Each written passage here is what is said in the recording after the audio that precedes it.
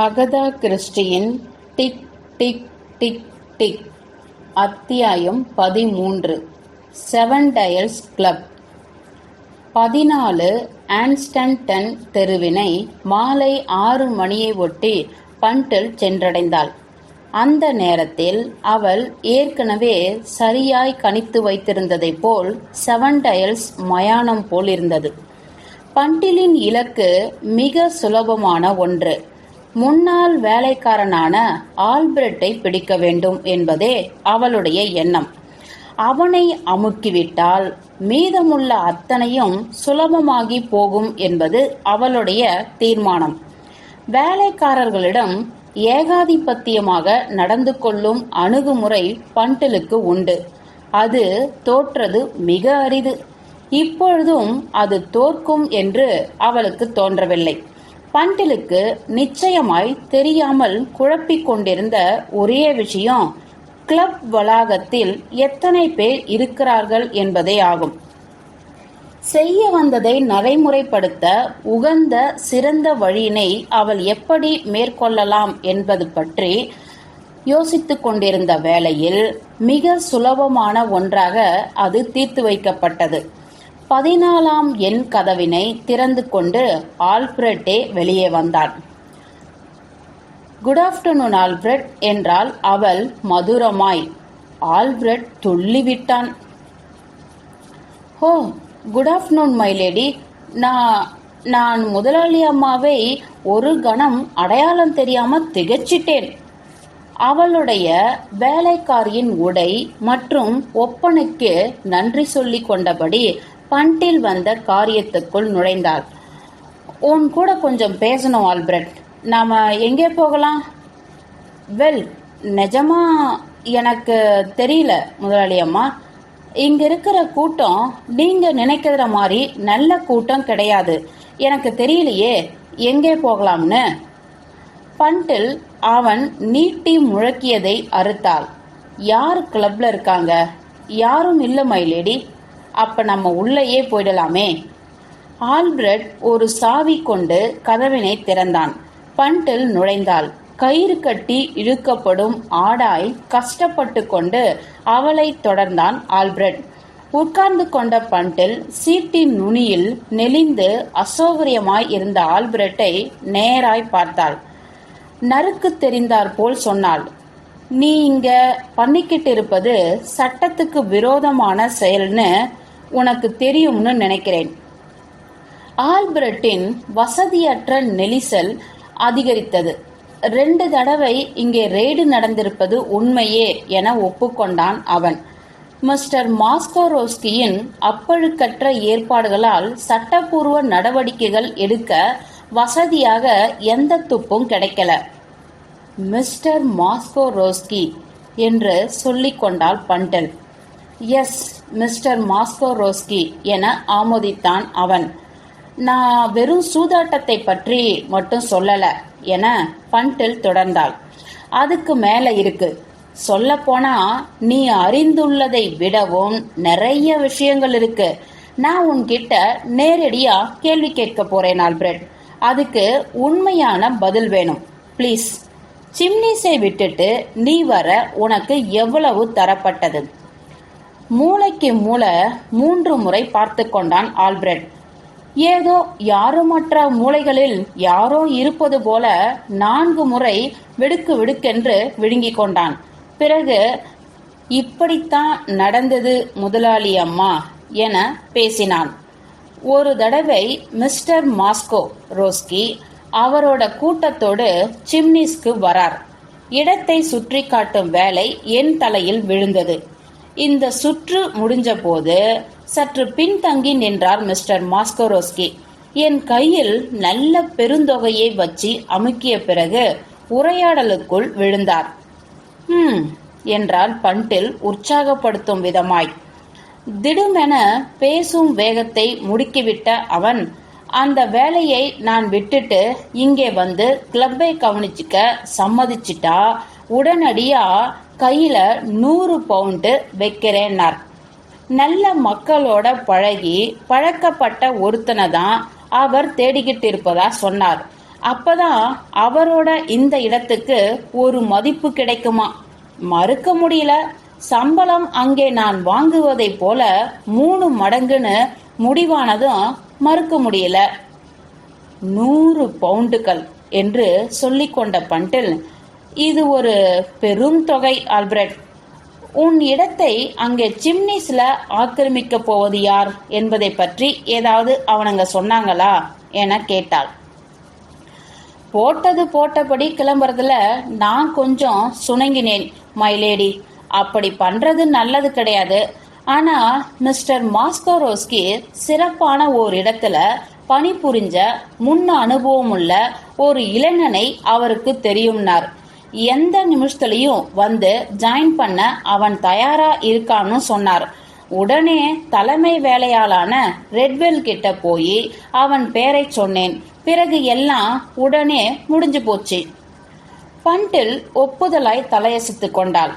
அவளுக்குள் உதித்திருந்த சந்தேகம் ஊர்ஜிதமாயிற்று. மேற்கொண்டு விசாரணையை மேற்கொள்ளலானாள். யார் அந்த மிஸ்டர் மாஸ்கோரோஸ்கி? இந்த கிளப்பை நடத்தும் ஜென்டில்மேன், ரஷ்யன். இது பேர்லயே தெரியுமே, நல்ல புத்திசாலியும் கூட. இது குறித்த தகவல்களை சேகரிப்பதை அப்போதைக்கு ஒதுக்கிவிட்ட பண்டில் மற்ற விஷயங்களுக்குள் நுழைந்தாள். ஒரு 100 பவுண்டுகள் என்பது பெரும் தொகை ஆல்பர்ட் என்றாள். நான் இதுவரை கையாண்ட தொகை எல்லாத்தையும் விட ரொம்ப ஜாஸ்தியானது மைலேடி. அதனால இதுல ஏதோ வில்லங்கம் இருக்கும்னு நீ எப்பவாவது சந்தேகப்பட்டதுண்டா? வில்லங்கமா முதலாளி அம்மா? எஸ். நான் சூதாட்டத்தை பற்றி குறிப்பிடல. ஓகே, இதை விட பெரிய அளவிலான எதையோ நான் குறிப்பிட்டேன். ஆயுள் தண்டனை உனக்கு வந்துடக்கூடாது இல்லையா ஆல்பர்ட்? ஓ கடவுளே, மைலேடி, நிஜமாவா சொல்றீங்க? அவனை கவரும் விதமாய், முந்தான் நேற்று நான் ஸ்காட்லாந்து யார்ட் போயிருந்தேன் என்றாள். அங்கே சில விசித்திரமான விஷயங்களை நான் கேள்விப்பட்டேன். எனக்கு உன்னோட உதவி வேணும் ஆல்பர்ட். அப்படி நீ உதவி பண்ணினேனா இங்கே சமாச்சாரங்கள் ஏதாவது குற்றம் உள்ளதா ஆனாலும் உன்னை பற்றி நல்ல அபிப்பிராயம் தர நான் முன்வருவேன். என்னால ஏதாவது உதவி பண்ண முடியும்னா அதுக்கு நான் ரொம்பவும் சந்தோஷம்தான் படுவேன் மைலேடி. எந்த வகையில உதவும்னு நான் தயாராயிருக்கேன். வெல், முதல்ல என்ற பண்டில் சொன்னால், நான் இந்த இடத்தை பார்க்க விரும்புகிறேன், அடி முதல் நுனி வரை. மர்மம் விளங்காத மற்றும் பயந்த முகத்துடனான ஆல்பர்ட் உடன் வர துல்லியமாய் ஒரு சுற்று சுற்றி வந்தாள் பண்டில். விளையாட்டு அறைக்குள் வந்து சேரும் வரை அவளுக்கு எதுவும் வித்தியாசமா படவில்லை. அங்கு ஒரு இடத்தில் விளக்கமாய் புரியாத ஒரு கதவு இருப்பதை கவனித்தாள். அக்கதவு பூட்டப்பட்டிருந்தது.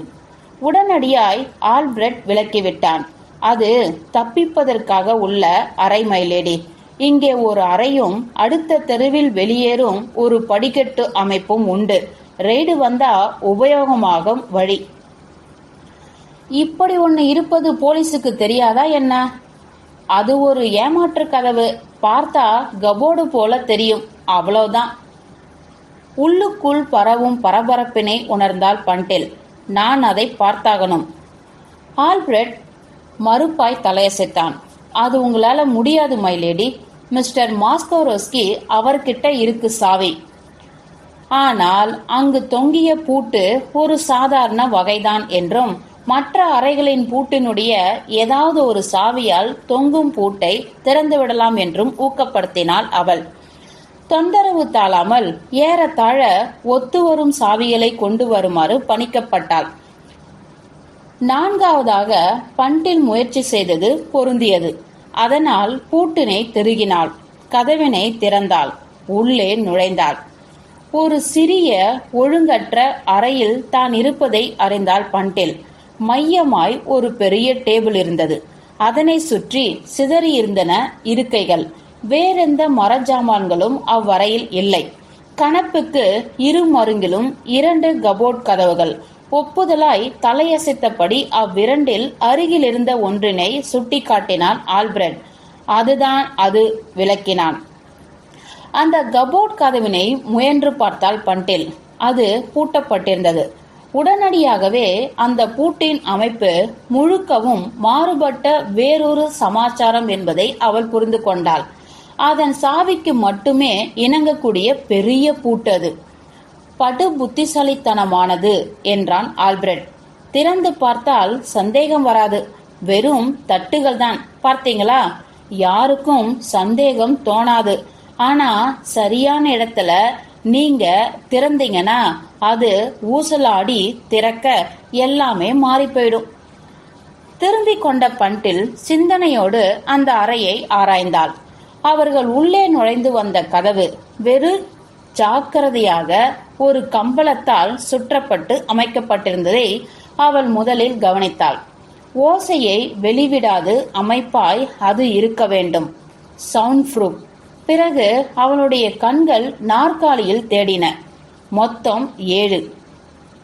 இரு மருங்கிலும் தலா 3. தலைவர் உட்காருவதற்கு என்பது போல மையத்தில் இருந்தது மட்டும் சற்று பெரிதாய் அழகாய் ஏற்பாடு பண்ணப்பட்டிருந்தது. பண்டிலின் கண்கள் பிரகாசம் அடைந்தன. அவள் எதை தேடிக்கொண்டு இருந்தாலோ அதை அடைந்து விட்டாள். இது நிச்சயமாய் ரகசிய கும்பல்கள் சந்தித்துக் கொள்ளும் ஓர் இடம்தான். இந்த இடம் அதற்கேற்றாற் போல துல்லியமாய் திட்டமிட்டப்பட்டிருக்கிறது. குற்றமற்ற அறை போலவே அது திட்டமிட்டப்பட கட்டப்பட்டிருந்தது. பக்கத்தில் இருக்கும் விளையாட்டு அறையிலிருந்து நேராக இதற்குள் வந்து இறங்கிவிடலாம். இல்லை, ரகசிய பாதை வழியாகவும் இங்கு வந்து சேரலாம். இங்கு என்ன ரகசிய கூட்டம் நடக்கிறது என்று ஏதாவது கேள்வி விளைந்தால் அப்படி எதுவும் கிடையாது என்றும், பக்கத்தில் இருக்கும் விளையாட்டு அறையிலிருந்து விலகி சற்று ஓய்வெடுக்க வந்திருப்பதாகவும் ஒரு குற்றமேயற்ற விளக்கத்தை தூக்கி தந்துவிடலாம். இப்படிப்பட்ட ஒரு விபரீத சிந்தனை அவளுக்குள் பாய்ந்தோடிக் கொண்டிருக்கும் போது தன்னிசையாக அவள் தனது விரல்களை அங்கிருந்த அலமாரியில் கீறிக் கொண்டிருந்தாள். அவ்வியக்கத்தை ஆல்பிரட் பார்த்தான். தப்பர்த்தம் பண்ணிக்கொண்டான். இங்கே எதிலையும் தூசு இருக்காது மைலேடி என்றான். மிஸ்டர் மாஸ்கோரோஸ்கி இந்த இடம் துளி தூசு இல்லாம ஆக்கப்படணும்னு இன்னைக்கு காலையில சொன்னார். அவர் காத்திருக்கும் போதே நான் இந்த அறையை பளிங்கு போல ஆக்கினேன். ஹோ என்றாள் பண்டில் மிக ஆழமாக சிரித்தபடி. இன்னைக்கு காலையிலேவா?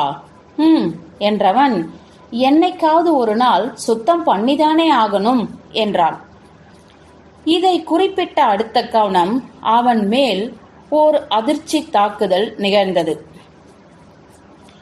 ஆல்பிரட் என அவசரமாய் அழைத்தாள் பண்டில். நான் இங்கே பதுங்கிக் கொள்ள எனக்கு ஒரு நல்ல பதுங்கும் இடம் வேணுமே. எதற்கு இதெல்லாம் என்பது போல இயலாமையால் அவளை பார்த்தான் ஆல்பிரட். இதெல்லாம் சாத்தியமே இல்லை முதலாளி அம்மா என்றான். என்னை வம்பல மாட்டிவிட பார்க்கிறீங்க, என் வேலை போயிடும். இரக்கம் இல்லாமல் நீ ஜெயிலுக்கு போகும்போது எப்படியும் இந்த வேலையை இழக்கத்தான் போற என்றாள் பண்டில். ஆனா அப்படி ஏதும் நடக்காது. நீ கவலைப்பட வேணாம். நான் இருப்பது யாருக்கும் தெரியாது. இங்கே பதுங்குவதற்கெல்லாம் இடம் கிடையாதேம்மா என்று சொன்னதிலேயே பிடிப்பாயிருந்தான் அவன். என் மேல நம்பிக்கை இல்லைன்னா நீங்களே சுற்றுமுற்றும் பார்த்துக்குங்க மைலேடி. இந்த விவாதத்தில் அர்த்தம் இருக்கிறது என்பதை ஒப்புக்கொள்ளும்படியாதான் ஆயிற்று பண்டிலுக்கு. ஆனால் இந்த வீர தீர சாகதத்தை கையில் எடுத்துக்கொண்டே ஆக வேண்டும் என்ற அக்னி குஞ்சு அவளிடம் அவியாமல் ஜொலித்தது. நான்சென்ஸ் என்றாள் அவள் படபடப்பாய். இங்கே அப்படி ஓரிடம் இருந்தாகணும். கிடையாதம்மா, பிடிவாதமாய் மறுத்தான் அவன். அந்த அறையும் நீண்ட நேரம் பதுங்கி இருக்கவல்ல ஒரு நல்ல இடத்தை கொண்டிருக்கவில்லை. கிழிந்த திரைசீலைகள் அழுக்கேறி இருந்த ஜன்னலை மூடி இழுத்துவிடப்பட்டிருந்தன. பெரிய திரைசீலைகள் இல்லை. ஜன்னலின் மரசட்டத்தின் அடிப்பாகத்து அகலத்தையே பரிசோதித்தாள் பண்டில். அது வெறும் 4 அங்குல அகலமே கொண்டிருந்தது. அறைக்குள் இருந்தவை டேபிள்கள், நாற்காலிகள் மற்றும் கபோர்டுகள். 2வது கபோர்டில் அதன் சாவி கதவிலேயே தொங்கிக் கொண்டிருந்தது. குறுக்காய் அதனை நோக்கி போன பண்டில் அதனை இழுத்து திறந்தாள். உள்ளே பாட்டில்களும் கண்ணாடி கோப்பைகளும் திறந்த சில தட்டுகளும் இருந்தன. இப்படி எக்கச்சக்கமா உண்டு, நாங்க தான் பயன்படுத்துறதே இல்ல என்று குறிப்பிட்டான் ஆல்பிரட். இதுக்குள்ளேயும் பாருங்களேன் மைலேடி, ஒரு பூனை பதுங்க கூட இடம் கிடையாது. பண்டில் கபோர்டின் அனைத்து தட்டுகளையும் பரிசோதித்தாள். வலுவற்றவை என்றாள். சொல்லு ஆல்பிரட், இந்த கண்ணாடி சமாச்சாரங்களை எல்லாம் போட்டு வைக்கிற மாதிரி கீழே ஏதாவது கபோர்டு இருக்கா? இருக்கும். அப்படியா? குட். அப்ப ஒரு ட்ரே கொண்டு வா. கொண்டு வந்து உடனடியா இவை அனைத்தையும் கீழே கொண்டு போக ஆரம்பி. கொஞ்சம் கூட நேரமே கிடையாது நமக்கு. அதெல்லாம் பண்ண முடியாது மைலேடி, ஏற்கனவே நேரம் ஆகியாச்சு.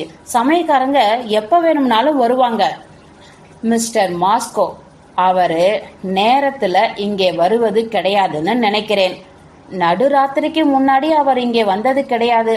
ஆனா மை லேடி ப்ளீஸ், இத்தனை நீ பேச தேவையே இல்ல ஆல்பிரட் என்றாள் பண்டில். அதோ அந்த ட்ரேயை எடு. நீ இங்கேயே நின்னுக்கிட்டே இருந்தாதான் வம்புல மாட்டிக்க போற. ஆல்பிரட் உள்ளுக்குள் சுளித்தபடி நகர்ந்தான். ட்ரேயை எடுத்து வந்து அவன் எதிர்த்து ஏதும் பலன் கிடையாது என்றறிந்துவிட்டு நடுநடுங்கியபடியே இயங்கினான். பண்டில் எதிர்பார்த்தபடியே அந்த தட்டுகள் அனைத்தும் உருவி எடுக்க கூடியவைதான். அவற்றை உருவி அங்கே சுவரில் நெட்டை குத்தலாய் சாய்த்து வைத்தாள். உள்ளே ஏறினாள். என்று விட்டு ரொம்ப குறுகலானது என்று குற்றம் சொன்னாள். என்னை நெரிக்க போதுமானது. கதவை என்னை வச்சு அம்சமா மூடு ஆல்பிரட். அப்படிதான். குட். இன்னும் சரி, பதுங்கலாம். இப்ப எனக்கு ஒரு தமருசி வேணும். தமருசி அப்படின்னா? மரத்துல ஓட்டை போட உதவும் சின்ன உபகரணம் அல்லது கூரான ஆணி. இதெல்லாம் எனக்கு தெரியாதே. முட்டாள் மாதிரி எல்லாத்துக்கும் நரம்பதிராதே. தமருசி இருக்கணும். ஏன், போரு போட உதவும் உபகரணமே இருக்கணும். இல்லைன்னா அடிச்சு சொன்னேன்னு வச்சுக்கோ, எனக்காக நீ அதையே வெளியே போய் வாங்கி வரும் நிலைமை உருவாகும். தேவையா உனக்கு? அதனால அது எங்கே இருக்குன்னு முதல்ல பாரு. ஆல்பிரட் உடனடியாய் பயந்து அலறிக்கொண்டு விலகி போய் தற்சமயம் கை கொள்ளாமல் விதவிதமான இரும்பு உபகரணங்களை கொண்டு வந்தான். தனக்கு வேண்டியதை துரிதமாக அதிலிருந்து பறித்தெடுத்தவள் அவள் கண் மட்டத்துக்கு வேகமாய் ஒரு துளை போட ஆரம்பித்தாள். வெளிப்புறத்திலிருந்து இந்த துளையை கடைந்தாள். யாருடைய கவனத்தையும் அது கவர்ந்து விடாத அளவுக்கு சின்னதாகவே துளை போட்டாள். இது போதும் என்று சொல்லிக் கொண்டாள். Oh my lady, my lady. என்ன? அவங்க உங்களை கண்டுபிடிச்சிருவானுங்க. கபோர்டு கதவை திறந்தால்? இந்த கதவை அவனுங்க திறக்க மாட்டானுங்க என்றாள் அவள். ஏன்னா இதை பூட்டிட்டு நீ சாவியை கொண்டு போயிடுற போற. ஒருவேளை மிஸ்டர் மாஸ்கோரோஸ்கி சாவியை கேட்டா? தொலைஞ்சிடுச்சுன்னு சொல்லு என உற்சாகமாய் சொல்லி திறந்தாள் பண்டில். ஆனா கவனி, இந்த கபோர்டை பற்றி யாரும் இங்கே கவலைப்பட போவது கிடையாது. அது இங்கே இருப்பதே அந்த இன்னொரு கபோர்டுக்கு ஜோடி தரதான். கிளம்பு ஆல்பிரட். யாராவது எந்த நேரத்திலும் வந்துடலாம். என்னை உள்ளே வை. பூட்டி சாவியை எடுத்துக்க. கொண்டு போயிடு. பத்திரம். எல்லோரும் போயிட்ட பிறகு வா, என்னை திறந்து வெளியேற்று. உள்ளேயே கிடந்தால் உடம்பு என்னத்துக்கு ஆவது மைலேடி? மயக்கமாயிடுவீங்க. எனக்கு மயக்கமே வராது என்றாள் பண்டில். ஆனா ஒரு பாட்டில் கொண்டு வந்து கொடுத்துரு. அது எனக்கு தேவைப்படலாம். மறந்துடாம ரூம் கதவை பூட்டிட்டு சாவியை எடுத்த இடத்திலேயே வச்சிடு. அப்புறம் ஆல்பிரட், ரொம்பவும் திருன்னு முழிச்சுக்கிட்டு அலையாத. உன்னால ஏதாவது குட்டை குழம்பி போனால் தொலைச்சேன் உன்னை. ஞாபகம் வச்சுக்கோ.